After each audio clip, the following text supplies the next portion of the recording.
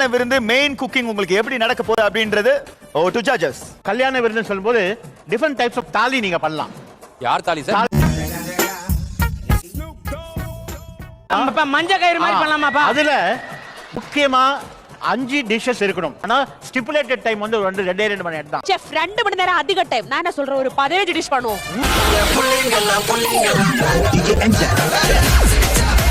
எதை வேணா நீங்க 3D எடுத்துட்டு போலாம், தைரியமா எடுத்துட்டு போலாம். அதுதான் உங்களுக்கான அட்வான்டேஜ். நல்ல குடும்பத்துல பிறந்தவங்க யாரா திருடுவாங்களா? லூசு மாதிரி பேசுற. இவன் எல்லாம் பிக் பாஸ்ல ரைட்ல பண்ண திருடி எடுத்துட்டு வந்தான்.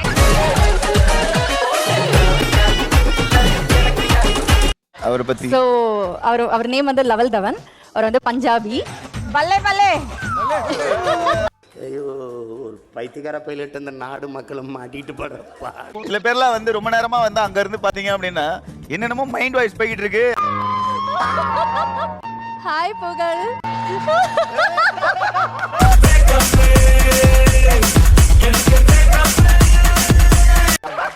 என்னடா அங்கே பத்திரம் வச்சுட்டு போட்டாங்க. நோ தமிழா?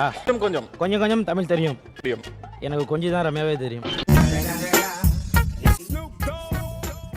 மொக்க பண்ணி அனுப்புறாங்க. வாடா. உங்களை கல்யாணத்துக்கு கூப்பிட்ட இதனால தான் வரலையா? ஏட்ட தாண்ட முடிஞ்சது, இதயத்தை தாண்ட முடியல. Cardamom cardamom. Cinnamon cinnamon cardamom cinnamon cloves. வேற and வேற what I need is I need you.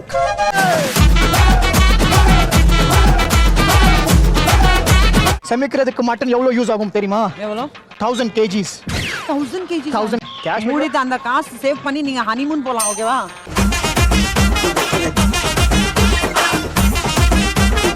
ரொம்ப சந்தோஷமா இருக்கீங்க. எதையோ பண்ணிட்டு மறைக்கிற மாதிரி இருக்கு. குரேஷி நீ சொல்லு, என்ன பண்ணீங்க? நான் ஒரு வாட்டி இப்படி பண்ணிட்டு அப்புறம் திருப்பி இப்படி மாப்பலாம்.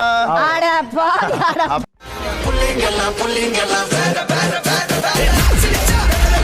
உங்களுக்கான பனிஷ்மெண்ட் என்ன அப்படின்னா, இப்ப நான் ஒரு பொருளை கொடுப்பையிலே போட்டு உடைக்கணும்.